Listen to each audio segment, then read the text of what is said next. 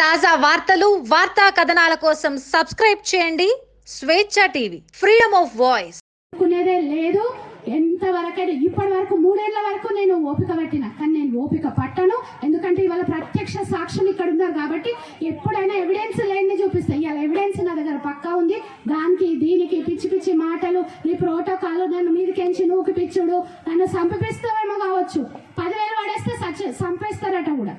మరి 10,000 పడేస్తే దమ్మాయి కూడా 60 పిల్లలు ఉన్నారట. 10,000 ఇస్తుంటే పోతుంటే గుద్దేస్తారట నన్ను. అదే నీ సంస్కారం.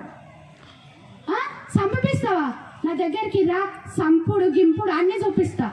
మా సత్తా ఏందో నీకు చూపిస్తా. గొల్లదని అన్నావు కదా, గొల్లది ఏం చేస్తుంది అనేసి ఆనాడు నిజాన్న గోల్కొండను పాలించిందే గొల్లది. నీకు తెలుసో తెలియదు. రజాకారులను ఉరికిచ్చిన వాళ్ళమే గొల్లలం. యదువంశీలు అంటే అల్లటప్ప కాదు, శ్రీకృష్ణుని వారసులు. కృష్ణుడు ఎట్లనో మీ అందరికీ తెలుసు. యాదవ బిడ్డలారా, బేటి సుభాష్ రెడ్డి గారు ఈ రోజు నన్ను ఇంత అవమానపరుస్తున్నారు.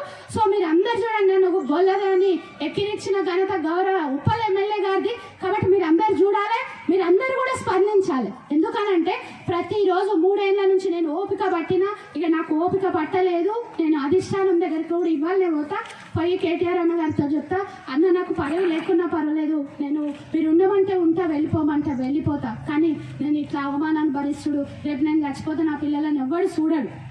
కాబట్టి నాకు వద్దు, రాజకీయం కూడా వద్దు నాకు నిజంగా చెప్పాలంటే. ఎందుకంటే ప్రజలల్లా 70,000 ప్రజలల్లా ఇవాళ మా చెర్లపల్లి సెంటర్ అని నిలబడితే ఒక్క నిమిషంలో అన్ని కాలనీలకు చెప్పినా కూడా చిన్న గింత దెబ్బలాకిందనంటే ఇమ్మీడియట్లీ అప్పటిదప్పుడైనా కూడా ఒక 6-7 మంది ఉరికొస్తారు. నేను అంత అభిమానం సంపాదించుకున్నా. గౌరవ మేయర్ గారు అంత అభిమానం సంపాదించుకున్నా.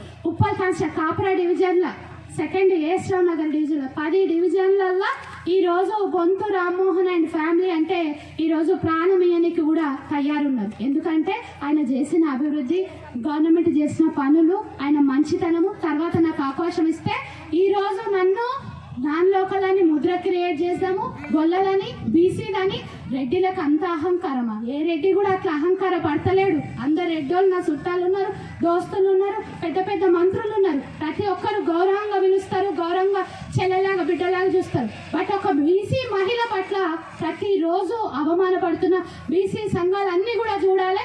ఇట్లాంటి వాళ్ళని మరి ఏం చేద్దాము? నేను అధిష్టానం దృష్టికి తీసుకుపోయి ఖచ్చితంగా అనునిత్యము చేస్తున్న ఈ అవమానాలకు ఒక అడ్డుకట్ట వేసుకుంటానని ఈ సందర్భంగా తెలియజేస్తున్నా.